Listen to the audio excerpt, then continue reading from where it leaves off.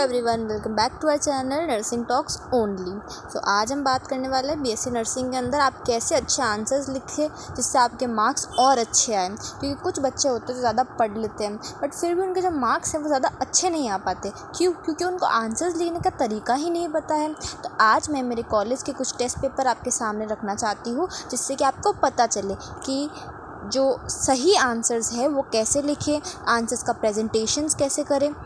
तो चलिए बात करते हैं। अब आज मेरे कॉलेज का न्यूट्रिशन का पेपर लाई हूँ मैं, जो मैम ने अभी 3-4 दिन पहले ही टेस्ट लिया था। उसमें मेरे 20 आउट ऑफ 18 आए हैं।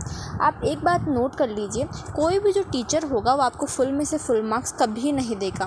कॉलेज में तो कभी भी नहीं देगा। स्कूल की तो बात कर लेते तो स्कूल में तो दे सकते हैं। अब जैसे कि इसमें क्वेश्चन फर्स्ट जो है वो हमारे 2 क्वेश्चन जो है वो एमसीक्यू है। तो एमसीक्यू के आंसर्स तो इधर मैंने लिख रखे हैं। एमसीक्यू में तो कुछ नहीं होता। फिर बात करते हैं फिलअप्स की। 2 मैम ने फिलअप्स दिए तो फिलअप्स के भी मैंने आंसर लिख दिया, तो फिलअप्स भी मेरे राइट हैं। अब बात करते हैं थर्ड आंसर्स की, जो 10 मार्क्स का है। 10 मार्क्स के आंसर को हम कैसे लिखेंगे?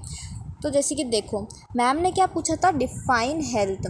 तो मैंने पहले क्या किया, हेल्थ को डिफ़ाइन कर दिया। चलो 2 मार्क्स मेरे इसमें से आ गए। फिर एक्सप्लेन करना है रिलेशनशिप न्यूट्रिशन विथ हेल्थ को। तो जैसे कि मैंने फिर हेडिंग डाली role of nutrition in health, और मैंने ये 4 पॉइंट्स लिख दिए। आप लोग जितना हो सके अपने आंसर्स को जो है वो पॉइंट्स में लिखने का ट्राई करें, और ब्लू और ब्लैक पेन ज़रूर यूज़ करें। अब जैसे कि देखो, मैंने growth and development first point लिखा था, तो ये जो फर्स्ट पॉइंट है उसको मैंने पेन से किया है। देन मैंने इसके अंदर सारा का सारा कुछ मैटर लिखा इसका। अब जैसे कि सेकंड पॉइंट मैंने ये लिखा था, फिर इसके अंदर मैटर लिखा। ये ऐसे करते करते मैटर लिखती गई मैं। अब जैसे कि बात करते हैं क्वेश्चन नंबर 4 की। क्वेश्चन नंबर 4 में था कि फैक्टर्स लिखना है। अब फैक्टर्स तो बहुत सारे होते हैं, तो फैक्टर्स बनाने के लिए आप ऐसा क्या करते हैं, सर्कल बना सकते हैं फैक्टर्स बीच में लिख के। फिर बाद में जैसे कि फूड डिस्ट्रीब्यूशंस वगैरह एरो करके आप अपनी आंसर का जो प्रेजेंटेशन है वो ज़्यादा अच्छा कर सकते हैं। फिर बाद में जो ये पॉइंट्स है, जैसे कि मैंने 11 पॉइंट्स लिखे, तो आप 11 पॉइंट्स को एक्सप्लेन कर सकते हैं। आप एक्सप्लेन नहीं करेंगे तो 10 मार्क्स आपको कोई नहीं देगा ऐसे क्वेश्चंस में। मतलब आप 10 मार्क्स का कोई क्वेश्चन अटेंड कर रहे हो तो आप 5 पेपर तो फिल करने ही करने हैं। अब जैसे कि मैं बात करती हूँ, न्यूट्रिशन का पेपर हो गया, तो ये हमारे फंडामेंटल का पेपर था जिसमें 35 आफ्टर मैम ने मुझे 30 मार्क्स दिए हैं। तो इसका जैसे कि देखते हैं क्वेश्चन नंबर फर्स्ट, सारे के सारे क्वेश्चंस 5 मार्क्स के हैं। जैसे क्वेश्चन 1 क्या है, इलेक्ट्रोलाइट को एक्सप्लेन करना है। तो मैंने इधर क्या किया, मैंने सारे के सारे इलेक्ट्रोलाइट को एक्सप्लेन कर दिया। जैसे कि सोडियम होता है, कैल्शियम होता है, पोटेशियम होता है, विथ मैंने जो इनकी नॉर्मल रेंज थी वो भी लिख दी, जिससे कि मैम के सामने थोड़ा इंप्रेशन क्या पड़े, अच्छा पड़े। तो अभी मैम ने मुझे 4 मार्क्स दिए। अगर मैं थोड़ा और पेपर फिल कर देती तो शायद मैम मुझे और अच्छे मार्क्स दे देती। अब सेकंड क्वेश्चन क्या था कि इलेक्ट्रोलाइट इम्बैलेंस के बारे में समझाना है। तो इलेक्ट्रोलाइट इम्बैलेंस के बारे में मैंने पहले सोडियम का समझाया कि हाइपो में इतना होता है, हाइपर में इतना होता है। अब मैम ने देखो ये मेरे इधर क्वेश्चन मार्क लगा दिया। क्वेश्चन मार्क क्यों लगाया? क्योंकि मैंने इनके पीछे जो है इनकी यूनिट नहीं लगाई। जैसे कि मैंने इधर यूनिट लगाई थी बट मैंने इधर जो है वो ये यूनिट लगाई नहीं ना।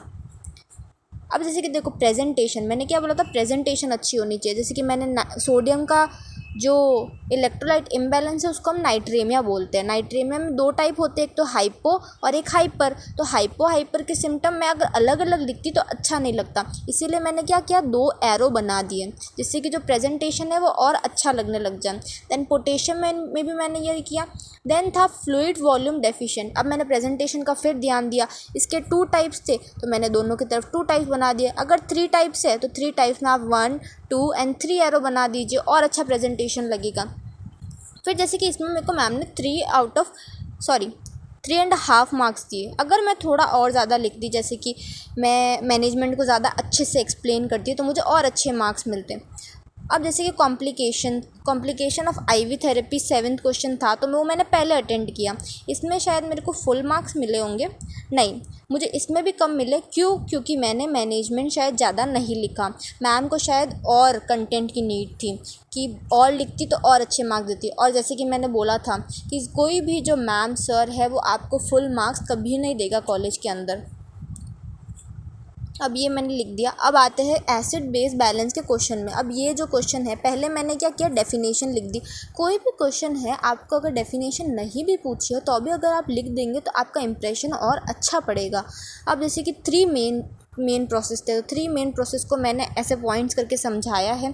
अब जैसे कि मेरे पास टाइम नहीं बचा था, तो आप लोगों के पास अगर टाइम नहीं बचे ना, तो जैसे कि मैंने ये जैसे चार्ट बनाया है कि मेटाबॉलिक एसिडोसिस में नॉर्मल रेंज ये होती है, पीएच इसका इतना होता है, अप होता है, डाउन होता है। तो इससे मैम ने मुझे क्या किया, 4.5 मार्क्स दिए, मतलब अच्छा इंप्रेशन पड़ा मेरा। और ये ब्लड ट्रांसफ्यूज़न, अगर आपके लिए ये वीडियो हेल्पफुल रही होगी तो please like, share and do subscribe to my channel.